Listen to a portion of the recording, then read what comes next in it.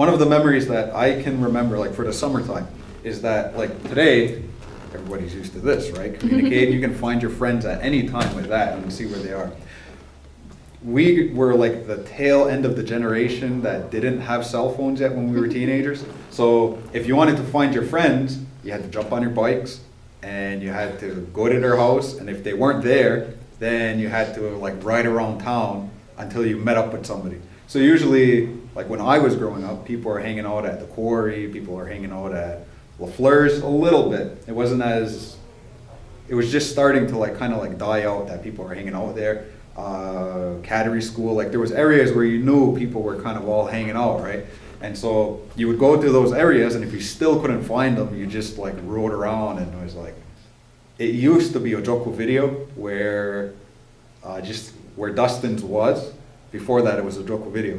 And that long porch there, like the corner end there, that's where a lot of people seem to like hang out. We didn't get to stay long because the PKs would come in and like break us up and, you know, tell us we had to go because maybe somebody, you know, Ojoko would call and say, you know, break these kids up, it looks like they're up to no good.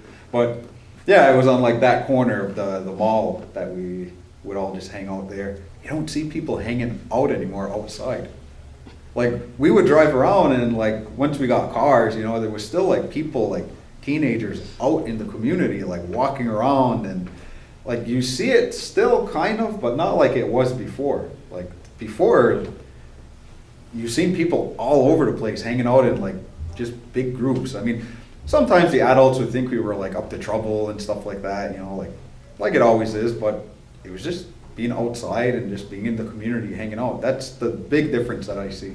And I often hear like people saying like, where's all the kids? Where's everybody?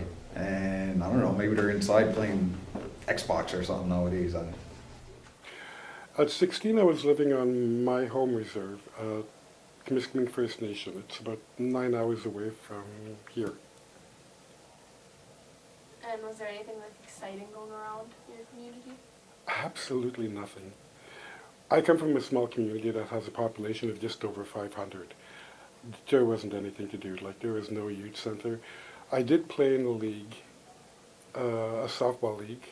I hunted, fished, but there was nothing organized and there was no one, nowhere really. It was pretty boring.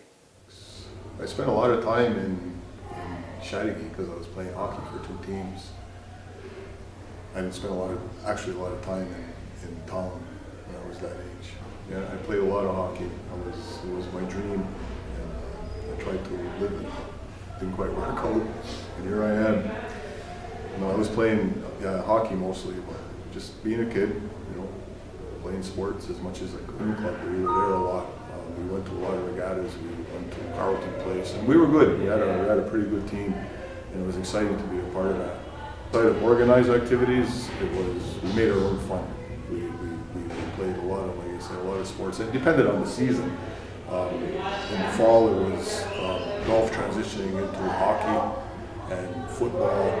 So there was a lot of things going on, and we played everything. We had, like I was telling you last week, we had groups of neighborhoods competing against neighborhoods and having championship games like that. So there was a lot of interaction that way. It wasn't always friendly. You know, there was some fights that happened, but you know, the next day we went back at it and we just played again.